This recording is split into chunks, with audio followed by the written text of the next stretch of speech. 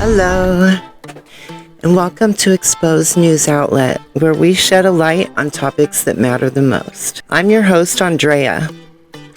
Today we're exploring Iowa's civil rights and the current, most recent legislation being introduced, some of it passing, some of it not, and the blatant attacks on civil rights. But this is also a blueprint that they're going to then spread through the country, most definitely. As we navigate the complexities of our world, it's essential to stay informed and engaged. By subscribing to our channel, enabling notifications, and sharing our content, you're supporting our mission to provide thought-provoking insights and inspire positive change. Thank you for being part of our community. Support independent journalism and advocacy for civil rights in a world dominated by corporate media and billionaires. It's becoming increasingly difficult to get unbiased facts. That's why I'm dedicated to creating an independent news media outlet that prioritizes stories that matter most.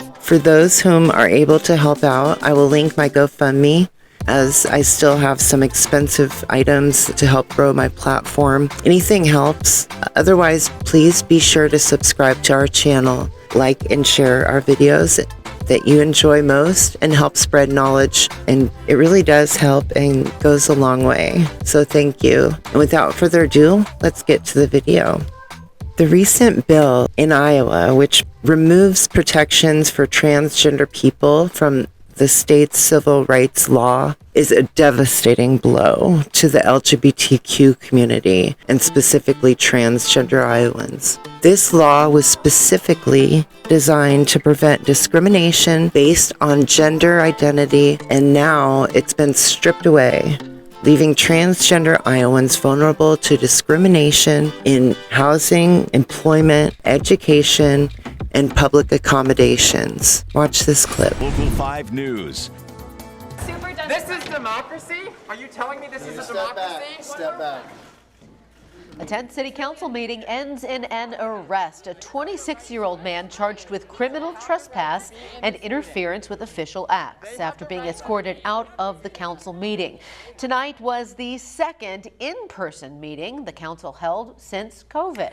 Throughout the meeting, citizens stood on chairs and booed council members who they say aren't listening to their voices. Local 5's Eva Anderson was at that meeting and joins us now. Eva, it follows a similar meeting with a lot of disruption.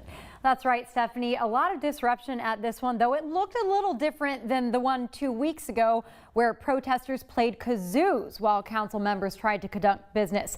So tonight, Mayor County spent the first few minutes outlining some rules for them, telling citizens if they interrupted, they'd be asked to leave. That didn't stop them from booing council members and eventually standing on chairs, passing each other signs you see there saying, "Quit your job." Some signs called council members racist. Mayor County then repeated that if they disrupted, they would be asked to leave.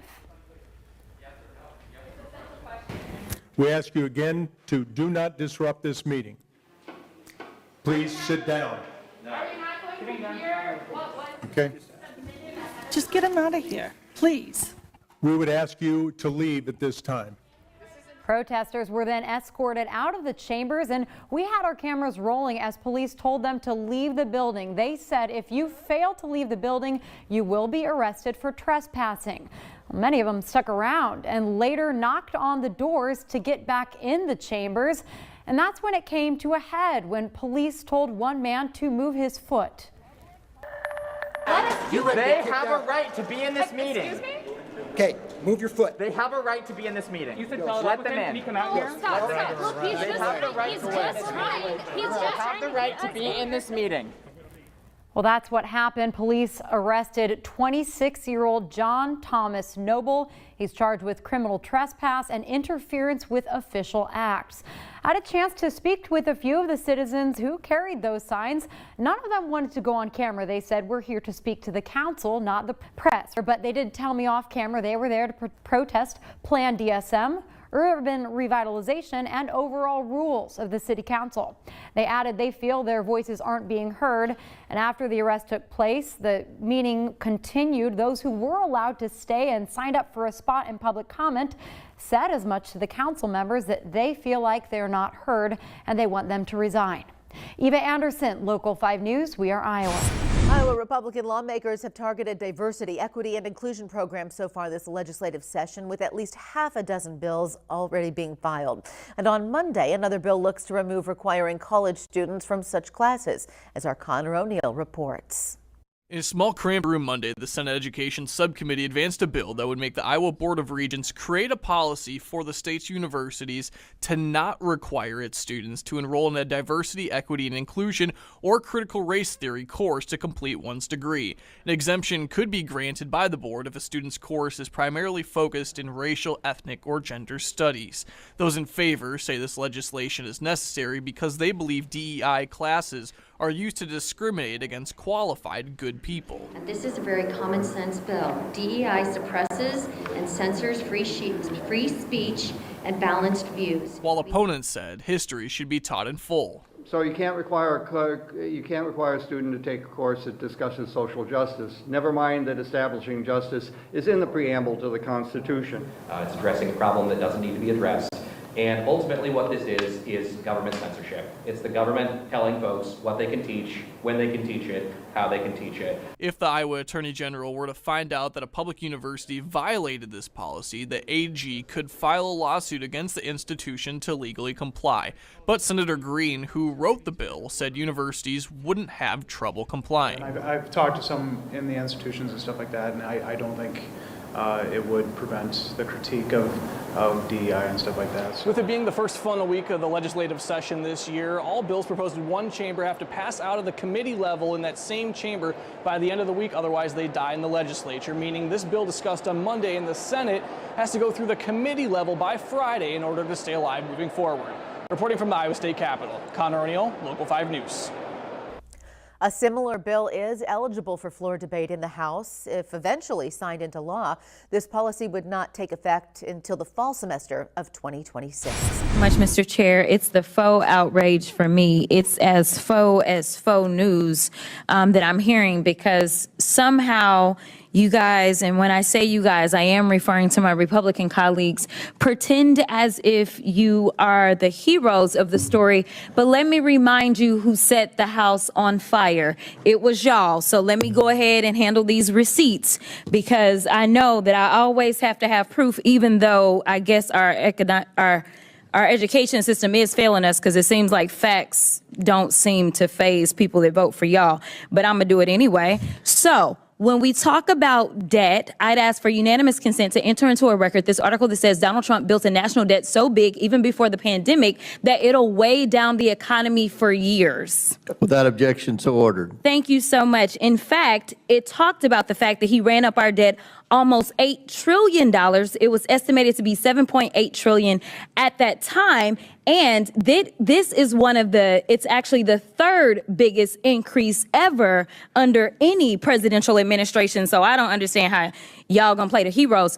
I also want to just kind of be clear about some basic level setting of civics, because it seems like civics is evading us. And listen, Governor, I actually appreciate you. I know that in today's times, for whatever reason, if you got a D or an R in front of your name, it has to be all hostile. Listen, I am a former business owner. If I was not sitting in this seat, I would still have my law firm. But, you know, we have rules, right? So I'm not allowed to practice law. I'm not allowed to do a lot of other things, because ethics decides that that's not really a good thing, to make sure that the American people can trust that I don't have any divided interest. In fact, we do that for people that run our treasury typically. So I'm curious to know if you have an elected treasurer in your state. And you do, actually. We do. I know you do, because I looked him up. And I'm curious to know. So it's my guess that he's the one that actually controls all of the treasury systems that you have, correct? Some of the investments. He controls some of the investments, but also monies that need to be disseminated by the state, that's done by him, correct? Department of Management in the Treasurer's Office. Okay, in the Treasurer's Office. 2 separate agencies. Okay, but you have an agency that does that, correct? Yes. Okay, and as you are having this agency do that, these are people that have some sort of ethics that they have to follow, I'm sure. I'm going out on a limb because I don't know how anything works in Iowa. I'm just being honest with you. Yes. Okay. Here is the deal. I want the American people to understand that Democrats are not against efficiency. In fact, the last time that this country actually ran to the extent that there was a balanced budget and actually there was a surplus, it was a Democrat in the White House. His name was President Clinton. So we are not against this. What we are against is this idea that we will evade the Constitution or we will evade our own constitutional. In fact, it's not even an invasion. At this point, it feels as if y'all have just decided that y'all are going to castrate your constitutional duty and hand it over to someone who is unelected. It doesn't matter how many cheerleaders he had on the field campaigning for him. That doesn't mean that he gets to go in and sit atop any of our agencies. And the fact that we had a vote today and we asked to bring him in because we have a constitutional duty, we all took our oath, and maybe some of y'all just don't take it seriously, but I take it seriously when I take an oath to do a job, and my job is to look out and make sure that we don't have any kings or queens in this country. But it seems like y'all have decided that it's going to be Mr. King and his queen, and y'all can pick which one is which. But either way, I want to also talk about Governor. I'm curious to know if you know the answers to these questions. Which party controls the White House?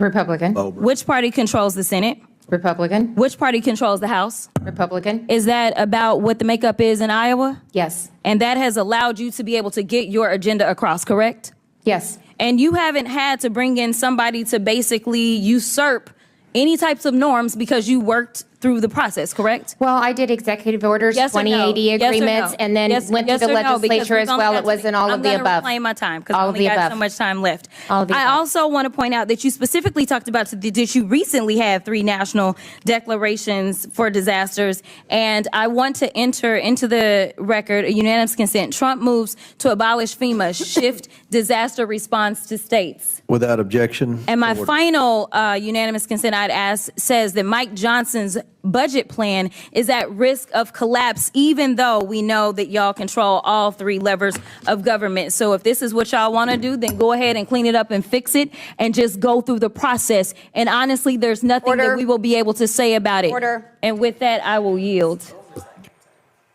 Ooh, that wasn't the only person who lit the Iowa governor up. Massachusetts Congresswoman Ayanna Pressley also tore into that ass. By the hour, Donald Trump, Elon Musk, and his enablers advance their extremist, anti-equity, un-American agenda, dismantling decades of civil rights progress, upending livelihoods, incomes, and lives, and adversely affecting something they claim to care about, the GDP. Because all data supports that diversity, equity, and inclusion is actually good business. Governor Reynolds, my Republican colleagues invited you here today to promote what they see as a model of governance. Simply put, Republicans' vision of America is to be more like Iowa. Governor Reynolds, let's learn more about the state. Do you know what percentage of Iowans are white and what percentage are black? I don't know the exact percentages, no. We're by far a larger percentage of white population. That's correct. Iowa is 90% white and only 4.5% black. So that is drastically different from the national population. So when Republicans suggest Iowa should be a national model, they're advocating for a government that doesn't reflect our country. So let's talk about what this model of governance actually means in practice. In Iowa, you signed State Senate Bill 2385 to eliminate more than 80 state boards and commissions, including those representing Black Iowans, Latinos, women, people with disabilities, and Asian, Pacific Islanders, communities that are marginalized and vulnerable and have fought for decades to have a seat at the table. Now, Republicans call this fiscal responsibility. I just call it erasure. Governor Reynolds, the Iowa Legislative Services Agency conducted a nonpartisan analysis of that bill. Do you know how much money was saved when you eliminated those commissions? Actually, it was not about saving money. It was about putting more resources behind the Department of Human Rights so that we could actually provide them more resources for minority communities. Reclaiming my time. Let me help you with the math. Roughly $112,000 in your state budget was saved. So that is 0.001%, barely a rounding error. So honestly, given your current salary, Iowans would have saved more money just by eliminating your salary. Mr. Chair, I ask unanimous consent to enter the LSA fiscal note into the record. Without objection, it's ordered. In addition to cutting boards and commissions, Iowa started closing government agencies. Now, this is the same thing that Elon Musk and Donald Trump are trying to do at the national level. Now, Governor Reynolds, let's be clear. I have no problem with Iowans, but I do with your leadership. So let's look at the results, shall we? In Iowa, there have been skyrocketing maternal mortality rates. Mr. Chair, I ask unanimous consent to enter into the record this article titled, Iowa's Maternal Death Rates Rise as Birthing Units Close. Without objection, it's ordered. In Iowa, students' test scores have been declining. Mr. Chair, I ask unanimous consent to enter into the record this article titled, Iowa Scores in 50 State Education Rankings Decline from Years Past. Without objection, it's ordered. In Iowa, more kids are going hungry. Is this the kind of government efficiency y'all are talking about? Mr. Chair, I ask unanimous consent to enter into the record this article titled, Iowa's food pantries hit record high numbers this summer. Without objection, it's ordered. So let's be clear about what Republicans are actually doing. You are making people poorer. You are making people hungrier, more vulnerable, and gutting their civil rights. These attacks on diversity, equity, and inclusion, they were never about efficiency. They certainly were never about merit. It's just a deliberate, calculated attempt to erase marginalized communities from government while eliminating essential services for workers, families, and the people that we are actually elected to protect. They want a country for and by millionaires that advances white supremacy, and that is the real agenda. And I will do everything I can to speak truth to power and to stand in the way of that. I yield back. Ooh, Reese. You know, MAGA real mad with them two sisters. They still mad at Representative Crockett. Talked about, what did she say? The white boy, what's the comment on CNN? Oh, she said the people who are crying are mediocre white men. Is that what we're talking about? Right, absolutely. She said white boys. Yeah, she said white boys. And then was like, and then she's like, I ain't wasting my time with how y'all feel. Yeah. And that's the thing. We are not competing for Trump voters. We outnumber Trump voters, period. Not this election, because people stayed home. And so if Democrats ever figured out, let them do them over there. Okay, sure, maybe you could peel off a couple of them talking about how they hospitals are closing, their legs getting chopped off because they ain't got their diabetes medication and shit, and coal mines is closing down. Sure, maybe you could peel off a couple of them. But the reality is that the numbers are on our side. Half the country does not like Donald Trump. He's never, ever cracked 50% favorables in any kind of polling aggregate of his job and his performance. He did not get 50% of the vote in the election. And so what Democrats need to do is what we just saw Congresswoman Crockett, Congresswoman Presley do, which is talk to things that resonate with their base and talk to their base in a way that's authentic and that just doesn't seem like they're all up in the clouds focusing on things that doesn't matter to them. Congresswoman Presley talked about the receipts. Maternal mortality is up, test scores is down. Come on, people going hungry. Those are the kinds of things that people actually care about. And so if people can find some damn conviction and find their voice and stop trying to please everybody ain't going to be with how Jasmine Crockett delivers her message. So then maybe Debbie Dingell will crawl out somewhere and reach those people. You know what I'm saying? But then you have Robert Garcia, you have Greg Caesar, you have Brian Schatz, you have Chris Murphy, we have a diversity of voices in the Democratic Party, and we happen to have the facts on our side. And so the problem just needs to be of us recognizing that our people, the Democratic base people who vote and people who are disaffected, disillusioned, because they're tired of hearing platitudes and they're tired of hearing people try to get that white woman yoga pants supposedly cares about abortion, never Trump voter, or the diner in the Midwest, and they want you to talk to them. So the more that we see of Jasmine Crockett, the more that we see of Congresswoman Presley, the better off the Democrats are going to be. It's shocking that in 2025, we're witnessing a concerted effort to roll back civil rights protections, effectively dragging us backwards almost a century. The fact that Iowa is now the first state to repeal protections for transgender people from its civil rights laws is a stark reminder of the ongoing struggle for equality and justice. This is not only an attack on transgender Iowans, but also a blatant disregard for the constitutional rights. The bill's supporters claim it's necessary to protect women's rights, but in reality, it's a thinly veiled attempt to erase transgender people from public life and stigmatize their very existence. Trump's influence on this issue is unmistakable, and his outdated ideology is indeed harming the progress made towards equality. The fact that Republican lawmakers are pushing for such discriminatory legislation is a testament to the ongoing struggle for LGBTQ+ rights in the United States and abroad. The bill proposed in Iowa has since passed, sadly, aims to remove gender identity from the Iowa Civil Rights Act. It's indeed alarming and sanctions discrimination against transgender individuals. This move would essentially strip away legal protections for transgender Iowans, leaving them vulnerable to discrimination in housing, employment, education, and public accommodations. I personally, from my experience in Iowa, have constantly had this, especially after transitioning in 2015.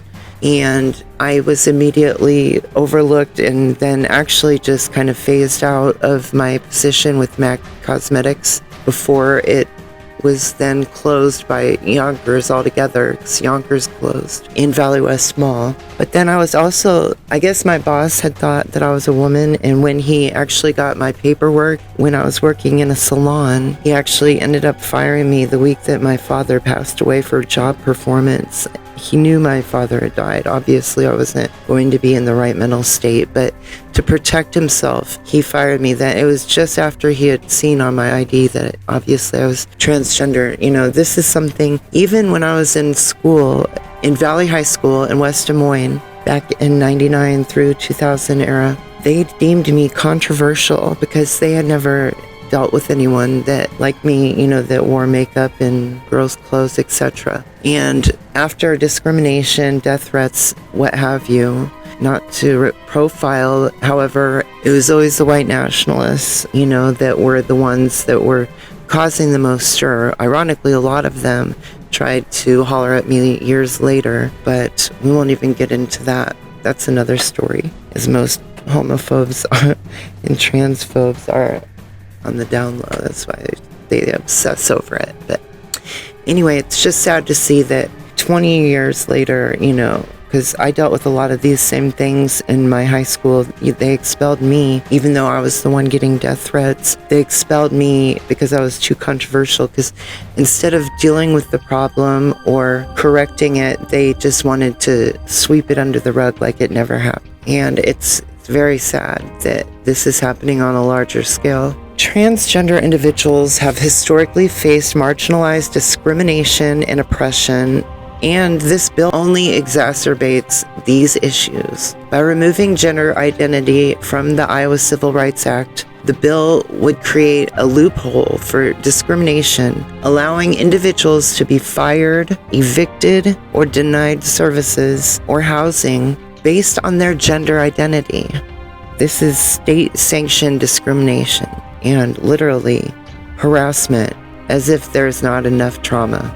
And yes, the erosion of civil rights targeting of marginalized groups, and blatant disregard for constitutional protections are hallmarks of fascist ideologies. So fascism has made its way into Iowa politics as well. Fascism often involves the concentration of power, suppression of dissent, and promotion of a dominant group or ideology at the expense of others. The tactics employed by fascist regimes can include, number 1, demonization of minority groups. Number 2, suppression of free speech and assembly. Number 3, manipulation of information and propaganda. Number 4, use of fear and intimidation to control the populations. Number 5, erosion of civil liberties and protections. The recent developments in Iowa, including the passage of legislation targeting transgender individuals, are alarming and echo fascist tactics. It's essential to recognize these warning signs and actively work to promote inclusivity, equality, and social justice. Being woke to social justice is not a monstrous thing, people. It's not something to fear. And to put it frankly, it's fascism straight up. It's crucial to call out these harmful ideologies and actions and to stand in solidarity with marginalized communities. The argument made by Representative Jeff Shipley, the bills that adding a diagnosis for gender dysphoria or any condition related to gender identity, proposer, disorder, end quote, to the disability category would provide sufficient protections is misleading. This change would not provide the same level of protection as the current law, which explicitly prohibits discrimination based on gender identity. Furthermore, this bill is part of a larger trend of Republican lawmakers adopting a prejudiced white nationalist cult ideology, which seeks to roll back civil rights and protections for marginalized communities. This is indeed a sad day for democracy and civil rights, as it represents a concerted effort to drag society backwards to a darker time in history. Iowa's population is predominantly white, with a demographic makeup that doesn't reflect the diversity of the United States as a whole.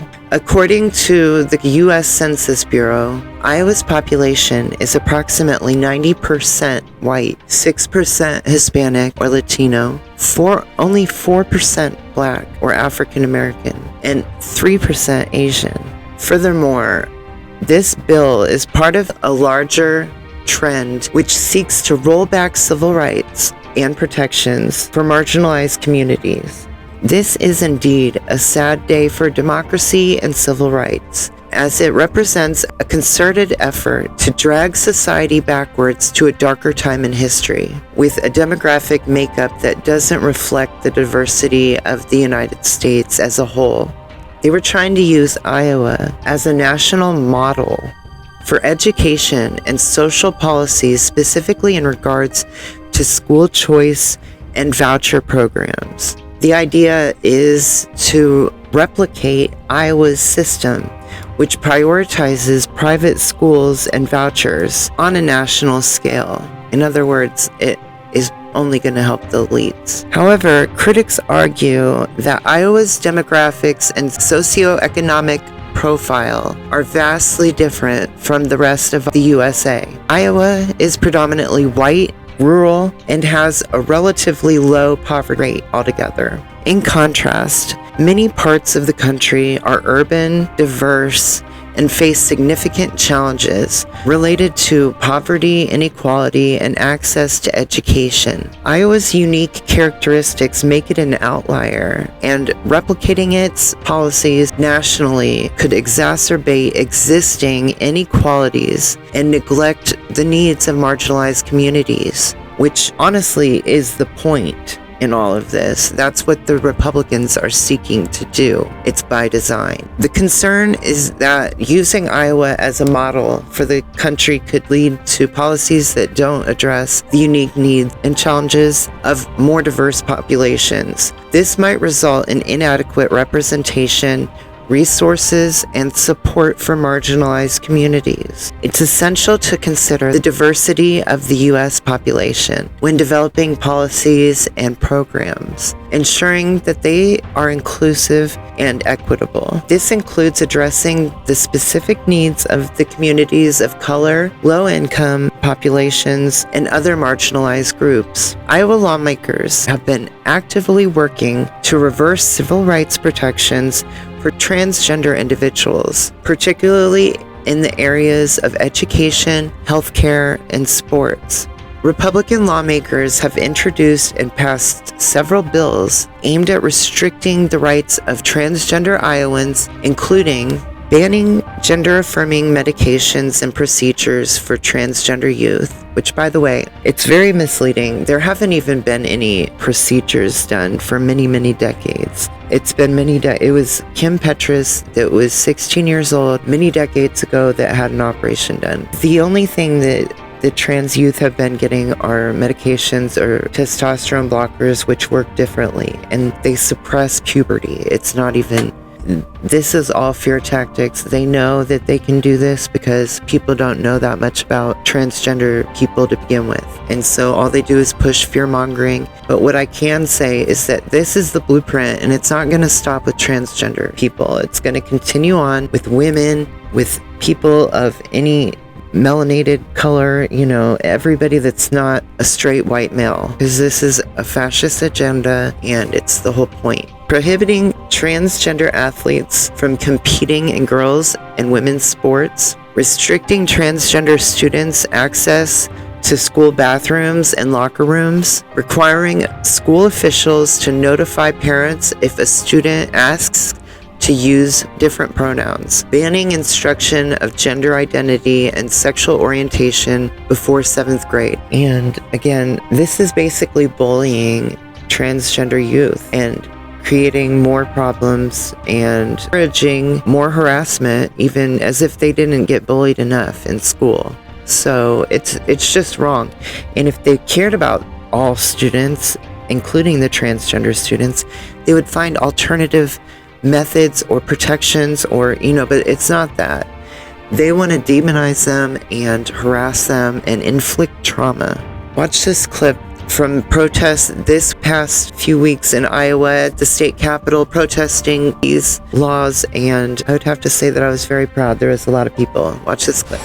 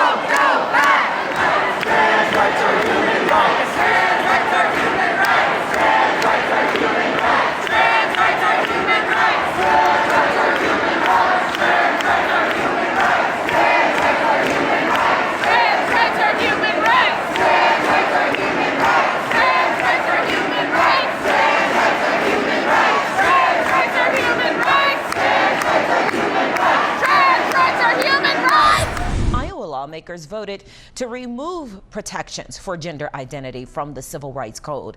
The change would also list sex as male and female only. Critics say it could expose transgender people to discrimination. One protester had to be removed from the State House yesterday during the vote.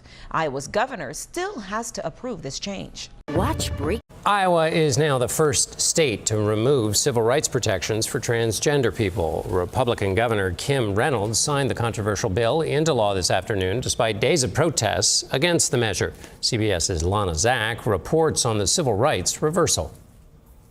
The unprecedented act sparked outrage. As lawmakers debated, hundreds of demonstrators gathered in the rotunda of the Iowa State Capitol to protest the law, which eliminates civil rights protections based on gender identity. I feel it's mean. I feel it's hateful. Representative Amy Wichtendahl, the state legislature's first openly transgender member, argued this is just the start. Vote this bill down today, because this is not the end. Those think tanks will ask you again and again and again to remove rights and freedoms from your fellow Iowans until none remain. Republican lawmakers fast-tracked the bill, and Governor Kim Reynolds signed it into law this afternoon. It's common sense to acknowledge the obvious biological differences between men and women. It defines sex based on a person's anatomy at birth, and it removes gender identity from the state's civil rights law, which protected specific groups from discrimination. Gender identity was added alongside sexual orientation back in 2007. Before I signed this bill, the Civil Rights Code blurred the biological line between the sexes. What this bill does accomplish is to strengthen protections for women and girls. Max Mowitz is the executive director of the advocacy group One Iowa. Mowitz says the move ends nearly 2 decades of state law protections for transgender Iowans like himself. Why is this happening now? I can't understand what the timing would be other than a large, widespread national trend towards transphobia and hostility towards the LGBTQ community. It's more acceptable to single us out and harm us. Are you worried about real harm? Absolutely. I know that this will just move the needle further. Are we going to continue to see really horrible legislation because this is the new norm? Lana Zach, CBS News, Iowa City, Iowa. You want to ban drag show readings to children? To minors, yes. Why? Why? What are you protecting? Why can we prohibit children from voting, those under 18 from voting? Why are you banning? Also that? Is that free speech? Are you infringing on that performer's free speech? They can continue to exercise their free speech, just not in front of a child. Why? Because the government does have a responsibility to protect. I'm sorry? The government does have a responsibility in certain instances to What's protect the children. leading cause of death amongst children in this country? And I'm going to give you a hint. It's not drag show readings to children. Correct, yes. So what is it? I'm presuming you're going to say it's firearms. No, I'm not going to say it like it's an opinion. That's what it is. It's firearms. More than cancer, more than car accidents. And what you're telling me is you don't mind infringing free speech to protect children from this amorphous thing that you think of. But when it comes to children that have died, you don't give a flying fuck to stop that because that shall not be infringed. That is hypocrisy at its highest order. These bills are often justified as necessary to protect women's rights, but advocates argue that they're actually designed to erase transgender identities and perpetuate discrimination. The only reason why they actually say that they're to protect women's rights is to pit women against transgenders. It's plain and simple. And it's weird that they only call out, not that I want them to harass or discriminate against transgender men, but they only call out the transgender women and target them. I don't. Many lawmakers seem to lack understanding of what it even means to be transgender, and their actions single out and harm the most vulnerable populations. It's worth noting that some lawmakers, like Representative Sammy Sheets, has spoken out against these bills, arguing that they're unconstitutional and harmful. However, the Republican-led legislature has continued to push these measures forward. This isn't just an Iowa issue. It's part of a broader national trend of Republican-led efforts to roll back civil rights protections for marginalized communities, even discriminating against the homeless and the lower class. This is literally a class war. In Des Moines, Iowa, a new ordinance has been passed, brought up. I think it might have actually recently been denied, or they're trying to repeal it. I'm not sure, but I'd have to double check on that and update too. But they were effectively making it illegal to sleep in public places in Des Moines. This measure has been criticized for essentially criminalizing homelessness and charging them up to 30 days in jail or a $100 or $150 fine, as if they have money to pay for fines.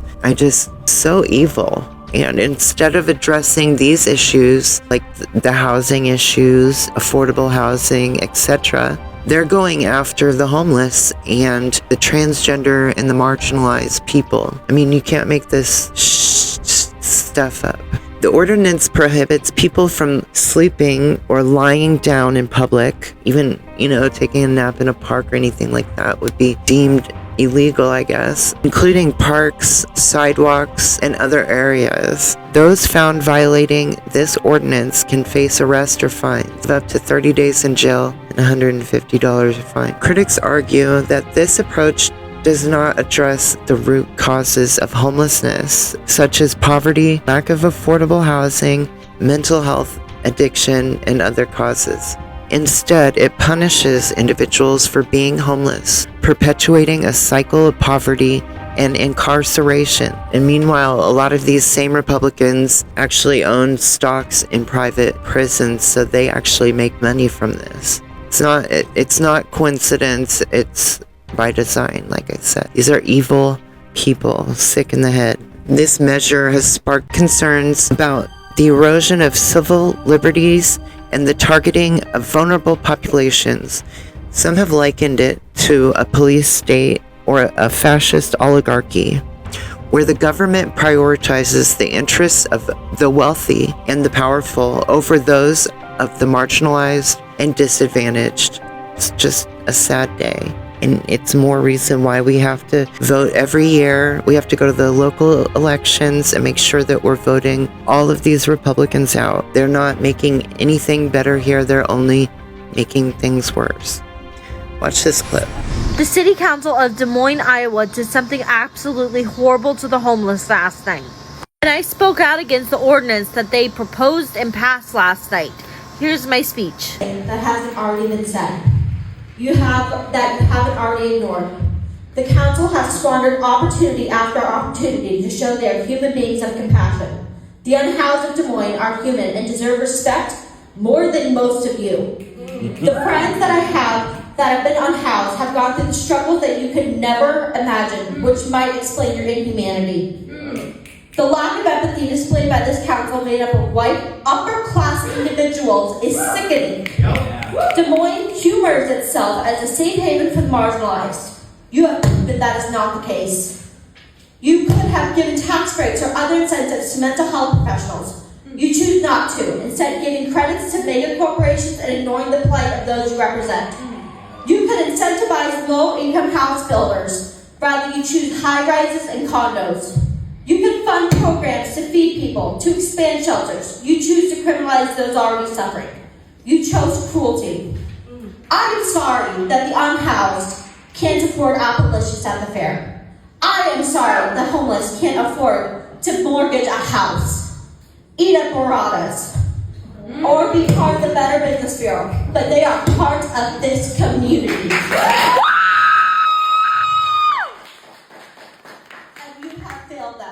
The Des Moines City Council is a heartless disgrace. The recent events in the Iowa Capitol are alarming and raise serious concerns about the suppression of free speech and the unequal application of justice. Protesters exercising their constitutional right to free speech were harassed and arrested for allegedly protesting too loud. This is unacceptable, unconstitutional, as it violates the fundamental right to peaceful protest, assembly, and free expression. In stark contrast, KKK members were recently allowed to march through the East Village of Des Moines, Iowa, wearing KKK gear and spreading hate, discrimination, and without any police intervention whatsoever. This blatant display of bigotry and intolerance was seemingly condoned by the authorities, highlighting a disturbing double standard. The KKK and white nationalist groups are literally global terrorists. They're thugs and barbarians. The police's inaction in the face of the KKK intimidation tactics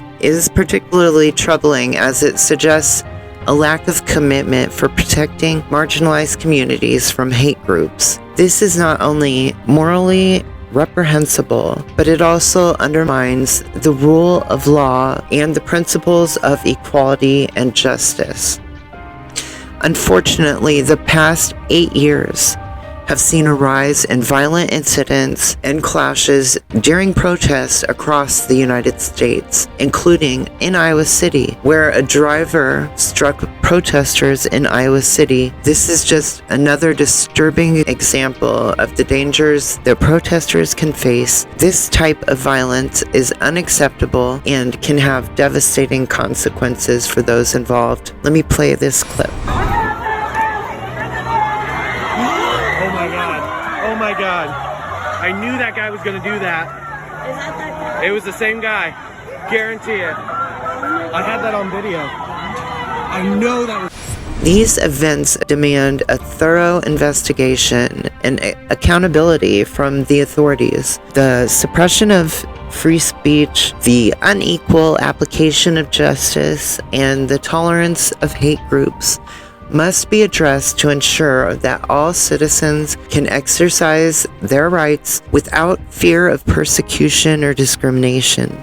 It's disturbing to see white nationalist groups feeling emboldened, and it's essential to take a stand against their harmful ideologies. One way to do this is by being mindful of where we shop and choosing not to support businesses that align with or fund extremist views. Iowa Governor Kim Reynolds has been under fire from lawmakers Jasmine Crockett and Ayanna Pressley for her policies, which they argue have harmed her constituents, which they have. The criticisms include failing education system. Iowa's education system has been struggling with inadequate funding and resources, as she's been funneling money from public schools into private schools and even announced a $50 million new charter school. Inadequate childcare and school lunches. Reynolds' administration has been accused of neglecting the children's needs,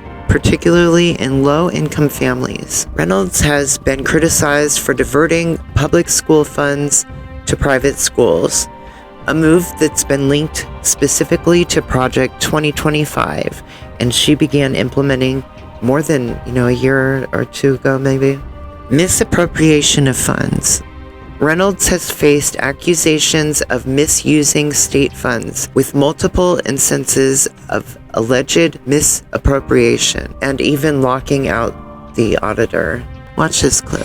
We are here today because the Reynolds administration will not let us audit the controls on over $100 million in tax dollars spent on vouchers. This morning we released a required report on the state's internal controls. It is a test of the state's processes and procedures that reviews the state's financial integrity for controls to prevent waste, fraud, and abuse. It's called a SAS 122 letter. It's required to be released 60 days after the ACFR. Today is that day. There are 14 findings in the report, 6 of which are considered material weaknesses. Material weaknesses are a big deal. That means that we can't say that the state has sufficient controls to detect financial reporting errors or waste, fraud, and abuse. 3 of these material weaknesses are related to the state's voucher program.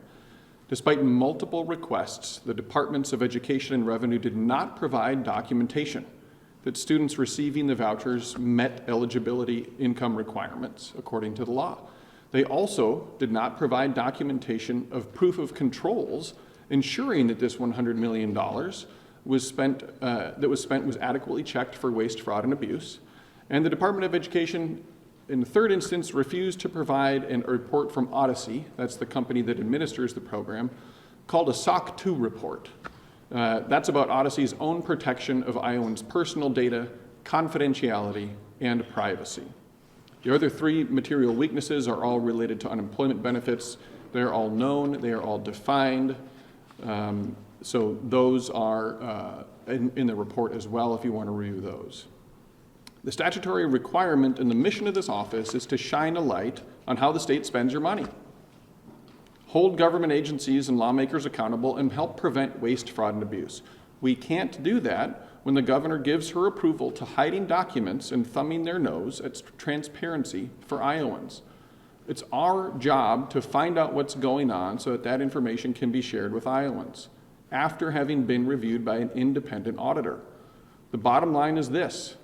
This administration won't let us audit the controls on $100 million in your tax money going out on vouchers program. That program is likely to grow to over $300 million next year. And we cannot say that it has appropriate and reasonable controls for waste, fraud, and abuse. They've also refused to provide proof that the personal data of Iowans is protected in the hands of its contractor. They are demanding, in essence, that you shorten Ronald Reagan's trust but verify to trust. No questions asked. With that, I'll take your questions. Part of the response says that they could provide this information if you send a separate engagement letter for an audit of the ESA program. Your thoughts on that? Sure. The Iowa Supreme Court has said twice that we don't necessarily need an engagement letter at all. However, we do have one for the ACFR. Our response in the report from our staff on that is the following sentence. Collectively, the team members involved in this engagement and this finding have over 100 years of experience. And I'll also add the quote that we have here from 2 of the leaders in our office, Brian Bruskern and Pam Borman. They are both CPAs. I am the 4th state auditor that they have served underneath. As CPAs who have served under 4 state auditors, we can say that this report comes from the same mission of nonpartisan accountability as our work has for decades. As a new material state program, auditing standards require us to consider this program related to the ACFR. When the administration says you need to have a separate engagement letter, that is Pam and Brian and our entire professional staff saying this is related to the ACFR. We are CPAs, we are auditors, this is our job. I want to add,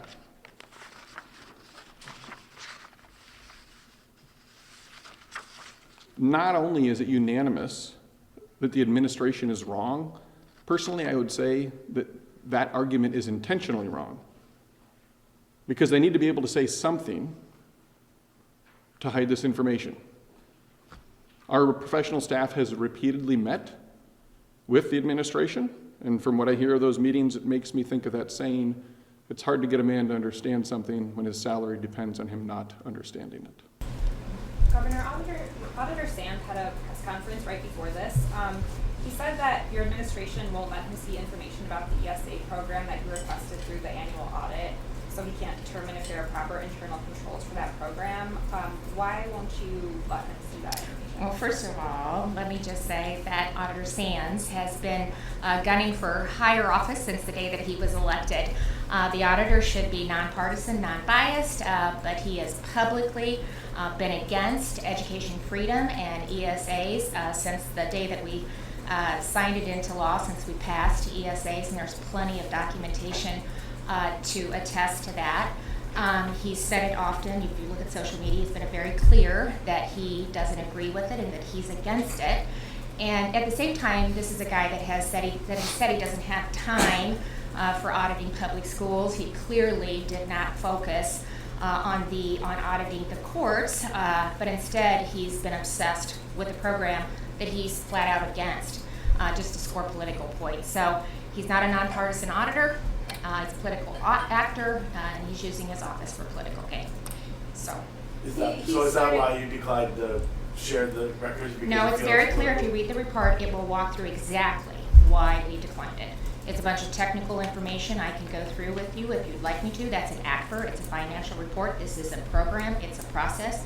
He has the opportunity to review it with simply signing an engagement letter. He doesn't really want the answer. He wants the political fodder back and forth to really boast his political career. because that's what he's in there for. And if he really wants to get to the bottom of it, then sign the engagement letter, lay out what the scope of the work is, be transparent, and we will provide it. And that is all laid out in the response that we gave to them. One thing that he said in response to that was that this, I think what came back from the Department of Management was that the request for observation on the controls was unheard of when it came to the ACFR process. He said the program itself is new, but requesting that type of information to make observation about controls is not new. Well, we simply disagree.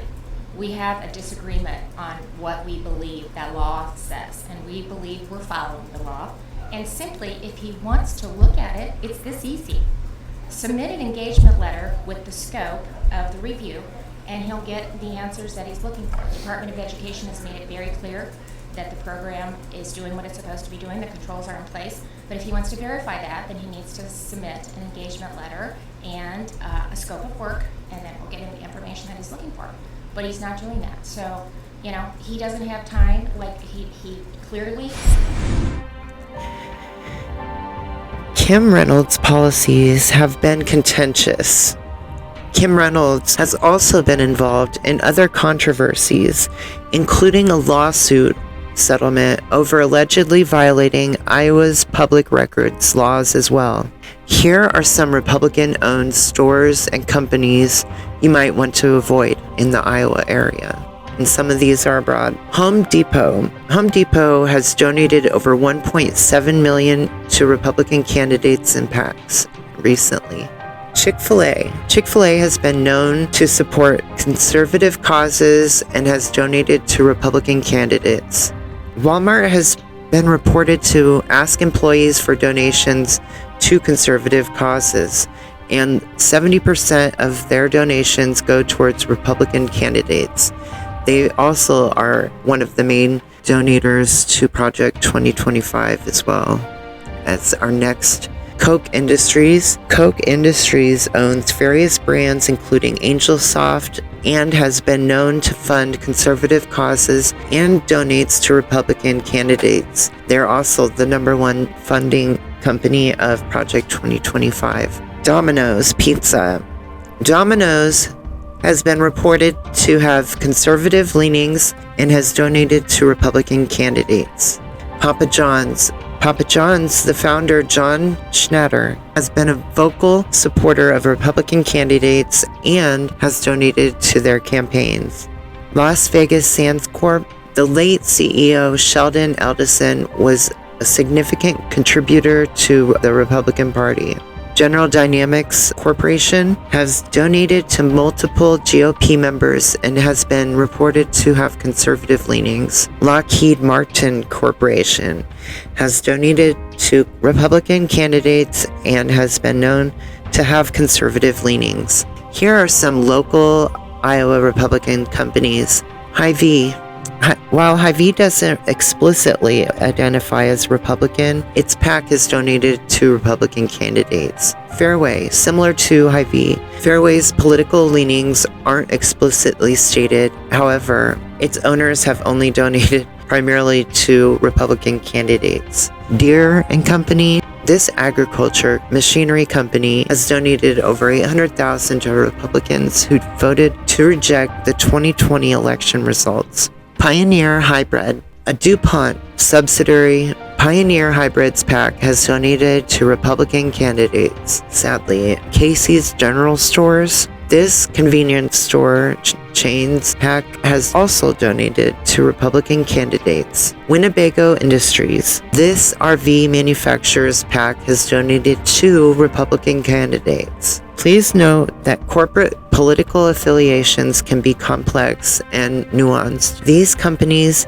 may have donated to Democratic candidates or causes as well. And if you check Goods Unite Us, you can find all of these statistics and records as well. And keep in mind, these companies may have changed their donation policies or political leanings since the last reported update. However, most of them that I've checked, as I said, have all been current. It's essential to stay informed and to continue to make conscious choices about where we shop and invest our money. Again, I would recommend checking out Goods Unite Us, as you can look up any company and their affiliation. The bro culture and bro argument are rooted in a phenomenon known as grievance culture, or aggrieved entitlement. This mindset perpetuates the notion that straight white men, particularly those from affluent backgrounds, are being unfairly marginalized or silenced. However, the reality is that straight white men continue to hold a disproportionate amount of power and influence in American society.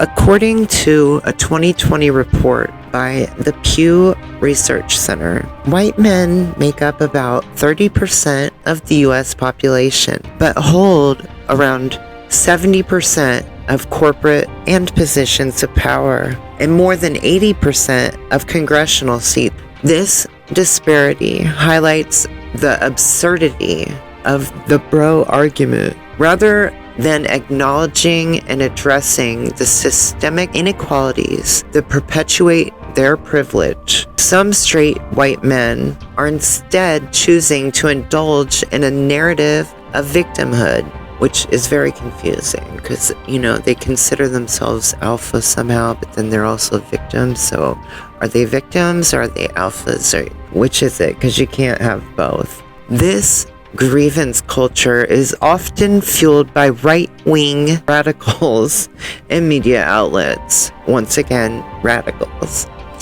Politicians, radicals, and online echo chambers, radicals, which amplify and distort legitimate concerns about issues like free speech, identity politics, and economic inequality. By framing these issues as existential threats to straight white men, these groups create a sense of urgency and outrage that can be leveraged for political gain. The consequences of this grievance culture are far-reaching. Saying straight white men that they are under attack, these groups can, number one, divert attention from systemic inequalities.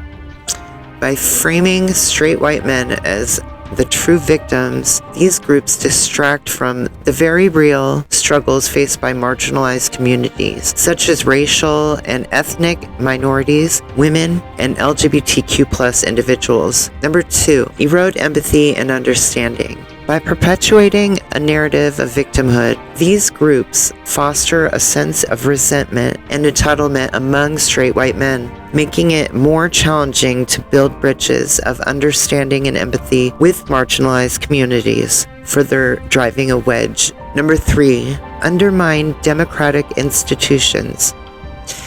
By promoting a sense of grievance and outrage, these groups can mobilize straight white men to support policies and politicians that undermine democratic institutions, such as voting rights, civil liberties, and the rule of law altogether. Iowa legislatures have been focusing on targeting diversity, equity, and inclusion DEI initiatives and Project 2025 policies, rather than addressing the pressing issue of homelessness in the state. Ironically, they've even attempted to criminalize homelessness with the introduction of Senate Study Bill 3175 in February 2024.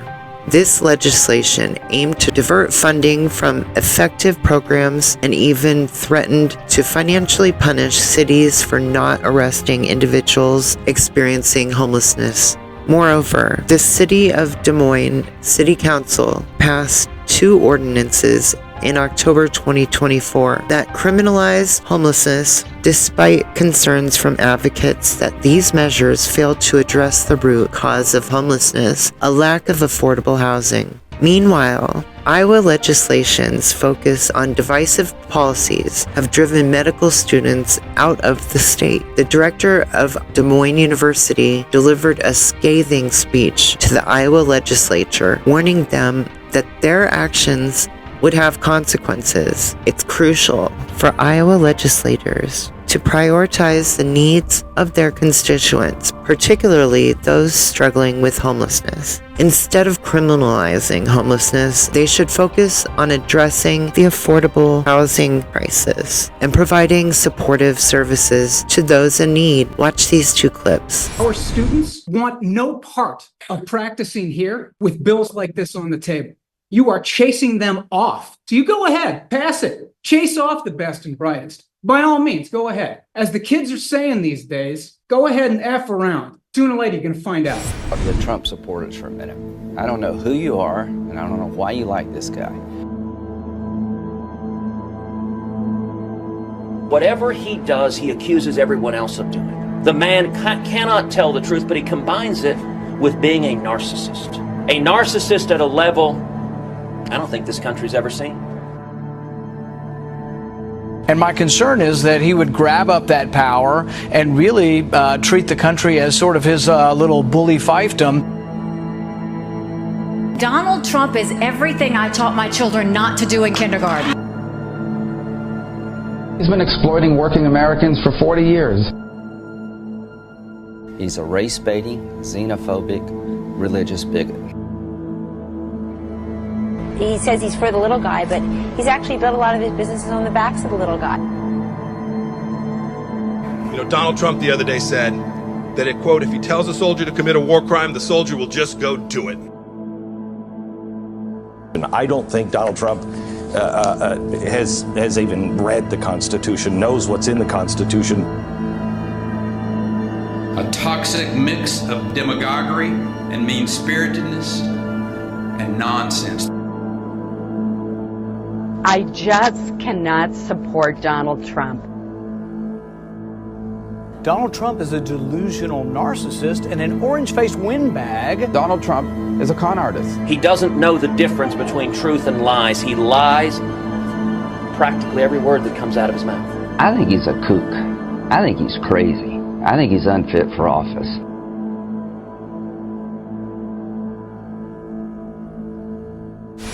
It's concerning to see legislation defunds public schools and targets life-saving vaccines. This approach is not only misguided, but also harmful, especially during a time when viruses and infectious diseases are spreading due to vaccine hesitancy. Public schools are the backbone of our education system, providing essential resources and support to students from all backgrounds. Diverting funds away from public schools will only exacerbate existing inequalities and hinder the progress of our children. Similarly, these science-backed medications are a crucial tool in preventing the spread of infectious diseases. By targeting the V's, I'm not even going to say it because I've been censored multiple times for it, lawmakers are putting lives at risk and undermining the progress made in public health.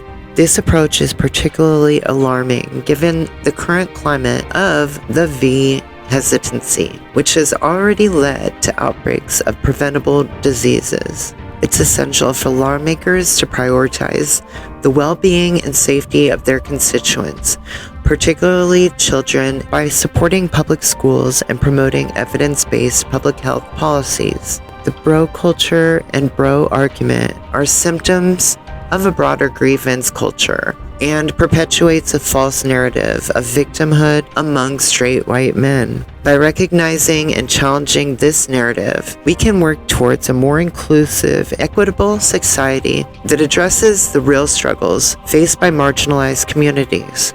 Organizing, mobilizing, and voting in local elections are crucial steps in creating change and ensuring white nationalists are held accountable for their harmful ideologies. As seen in Enid, Oklahoma, where voters successfully recalled Judd Blevins, a city councilor with ties to white nationalism, collective action can lead to positive outcomes. Blevins' removal from office demonstrates that communities can come together to reject hate, stay informed, educate yourself on local candidates and their stances on issues related to social justice and equality. Get involved. Participate in local campaigns, volunteer for organizations promoting social justice, and engage in respectful conversations with others to raise awareness. Vote. Exercise your right to vote in local elections and encourage others to do the same. By working together, we can create a more just and equitable society where hate has no place. Call to action. As we conclude today's discussion, remember that knowledge is power. Share this video with someone who needs to hear it, and let's empower each other to create a positive change.